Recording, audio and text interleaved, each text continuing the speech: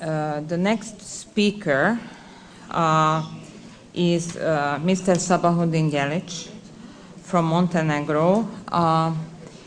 You may remember what kind of tragedy happened in Montenegro not long time ago when there was a fire in the settlement where very poor Roma families are living, mainly refugees, and they lost really everything. The Decade Secretary at that time asked your help and consideration whether you could help to Montenegro, to Montenegrin government to improve the situation of these families. Now we will get some feedback what is going on right now in this settlement.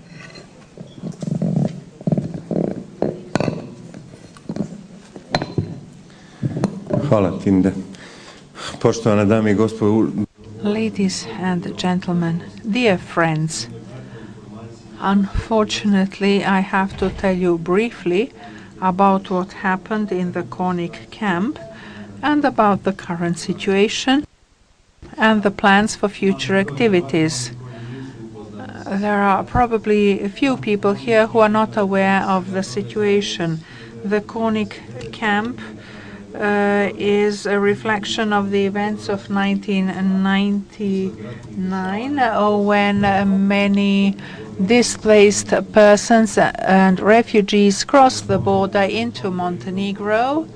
And in that period, about 130,000 people arrived on our territory, which means that every fifth inhabitant of Montenegro was an internally displaced person. A large number of these persons returned to their homes in Kosovo, but many stayed in Montenegro to make a new life there. That number varied between 8,000 and 9,000. Of these, about 4,500 are Roma, mainly living in an area called Konik Camps 1 and 2 and Nivela and Ribnička. The living conditions in that period were extremely difficult because the camp was built in 2001 with the help of a German organization called HELP, and in this 11-year period conditions deteriorated because the buildings became run down, but Montenegro organized life, organized preschool facilities, school, health care, and other forms of welfare, utilities, and so on and so forth, waste disposal. However, on the 24th of July, in the early morning, a fire broke out, which simply wiped out about 29 sheds in which 150 Roma families had been living, about 800 persons in total. Apart from the housing which was destroyed, the Red Cross facility, the youth club, where there were 2 kindergarten groups, some offices, the offices of some Roma NGOs, and other facilities were also burnt down.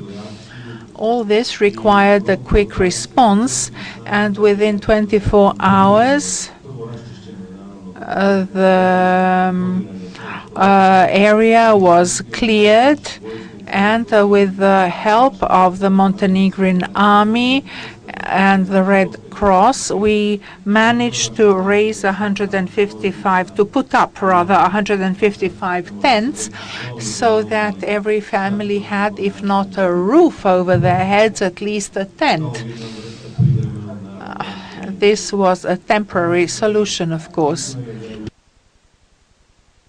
It is important to point out that within a few days of the fire, we managed to secure a distribution of one cooked meal a day, drinking water,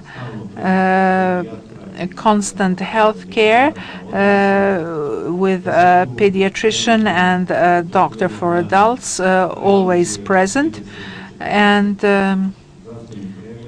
30 to 40 medical examinations were carried out every day. The Institute of Public Health had to monitor the epidemiological situation. 2 minibuses were provided to take the children to school. Regular water supplies were provided. However, those who visited the camp after the fire were able to see that the situation was still very difficult, and it will certainly become more difficult when the rainy period starts in Podgorica. Distribution of hygiene packages was organized through an OSCE donation. The inhabitants of the settlement were provided with blankets, water cans, and other necessities through the Red Cross and other organizations active in Montenegro. The intention of the Montenegrin government, as it's impossible for these people to continue living in such conditions in wintertime or even in autumn, we had discussions with the European Commission, and our main project within the IPA framework was to remove the camp and construct 90 houses there, or 90 flats, housing units. Now the government has decided to build 216 container units at a cost of about €1 million, and to bring utilities to these containers, incurring further costs of €350,000. So we need about €1,250,000 or €300,000 in order to temporarily take care of the needs of the inhabitants of the Konik camp. The project has already started. The city has provided the land, and within a month and a half to 2 months, the containers will be on site. Let me say for the third time that this is a temporary solution. It's not a permanent solution, but if they were to stay in their tents in wintertime, it would lead to a catastrophe.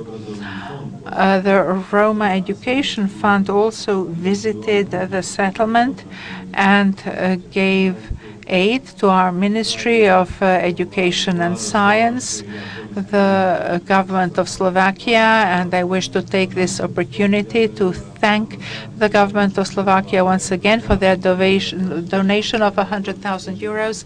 Then the US Embassy, which has donated about €50,000. The Turkish Red Crescent donated about €60,000 value in goods, and the Embassy of the United Arab Emirates donated $87,000 to purchase the containers. I also wish to thank the Secretariat of the Decade, which responded immediately and was constantly in touch with me, so that I was able to keep them updated about the events in Konik and tell them about the kind of help that was needed. And I also appeal to the government of Kosovo because these people are citizens of Kosovo. They're Kosovo nationals. Thank you.